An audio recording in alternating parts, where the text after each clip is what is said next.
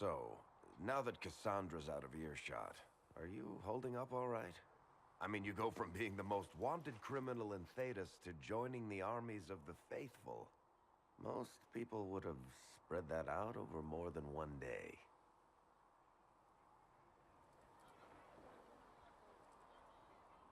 I don't even want to think about how many lives were lost on that mountaintop. A lot of good men and women didn't make it out of there. For days now, we've been staring at the breach, watching demons and maker knows what fall out of it. Bad for morale would be an understatement. I still can't believe anyone was in there and lived. If it was that bad, why did you stay? Cassandra said you were free to go. I like to think I'm as selfish and irresponsible as the next guy, but this... Thousands of people died on that mountain. I was almost one of them. And now there's a hole in the sky. Even I can't walk away and just leave that to sort itself out. It's pure luck that I escaped. Good luck or bad? You might want to consider running at the first opportunity. I've written enough tragedies to recognize where this is going. Heroes are everywhere. I've seen that. But the hole in the sky... that's beyond heroes. We're going to need a miracle. Need something? I read your Tale of the Champion, and I have a few questions. That's a pretty common reaction. Go ahead. What happened to the mage who destroyed the Kirkwall Chantry? The book never said. He fled Kirkwall with the mages from the Circle. Stayed with them a while, but he had to move on. Somehow a lot of mages blamed him for making them live as fugitives. I don't know where he is now, and I don't want to know. In the book, you say that First Enchanter Orsino turned himself into a giant monster made of corpses. How? Why? Do I look like an expert on magical weirdness to you? Well, I can't tell you how. For the why, all I can say is he was desperate. There's no way Hawk really could have killed the Arashok. It would have started a war with the Kunari. I was told later that the Kunari disavowed his actions.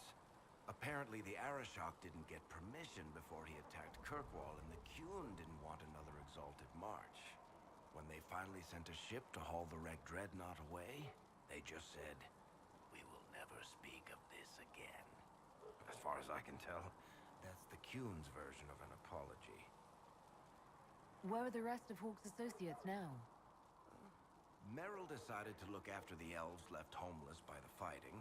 She's done a pretty good job of keeping them away from the mages and Templars, so far. I guess she has plenty of practice avoiding stupid human battles with her old Dalish clan. Fenris has kept himself busy, hunting down the Tevinter slavers who came south to prey on the refugees. I'm not sure exactly where he is at the moment. You can usually follow the trail of corpses, though. Isabella went back to the raiders. She's calling herself an admiral now. I don't know if she's actually in charge or just has a really big hat. Might be the same thing, honestly. Sebastian went back to Starkhaven. I'm sure he's boring all sorts of people there. Hawk's little brother was off on some warden business near the Anderfell's border last I knew. Aveline is still guard captain. I'm pretty sure Kirkwall would fall into the sea if she quit her job. Need something? I read your Tale of the Champion. That's a pretty common reaction. Need something? Can I ask you something, Varric? You want to talk about me? I'm flattered. Also inclined toward extravagant lies. Are you from Ferelden? Orlais? Free marches, born and raised in Kirkwall. And despite whatever you've heard, no, Kirkwall's not that bad. I'm not clear on your line of work. You're a merchant? I'm a businessman. My family has a seat in the Dwarven Merchants Guild. Merchants buy and sell goods. Businessmen buy and sell stores. In my spare time, I manage a spy network, and occasionally, I write books. If you've run a spy network, why is Leliana our spy master? To be honest with you, she's just a better spy master. The truly great ones can keep their distance. They don't get attached to their people. Me, I always wind up babysitting my informants and worrying about their families. We're in better hands with her.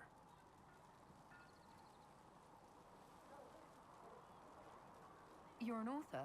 What kind of books have you written? I've tried my hands at a few genres. My crime serials are my most popular. Hard in Hightown, guards breaking the rules to get things done. The Tale of the Champion is the most famous thing I've written, or infamous maybe. I started a romance serial once, Swords and Shields, but to be honest, I don't have a knack for romances. Most of my stories end in tragedy. Probably that says something unfortunate about me personally. What sort of shops do you own? Actually, we don't own shops. That was just an example. Mostly we invest in money lenders. Auction houses, a few mercenary companies, a couple of smithies. I think we own half a beet plantation in Ravane somewhere. Most of that's my brother's doing. Bartrand had business sense. Not much tact, but loads of business sense. How do you and Cassandra know each other? You heard about the Kirkwall Chantry being destroyed? The guy responsible used to be a friend of mine. The Seeker had questions about that, and I had answers. Where did you get that crossbow? I've never seen one like it. Bianca? She's one of a kind. I won her from Paragon Smith Bronca in a game of Wicked Grace. She was such a sore loser. Ran off to the deep roads in a huff, and that was the last anyone saw of her. Who is she named for? I can't tell you. And the reason for that is? Complicated. It's the one story I'll never tell. We just have to leave it at that. Thanks, Varric. No problem.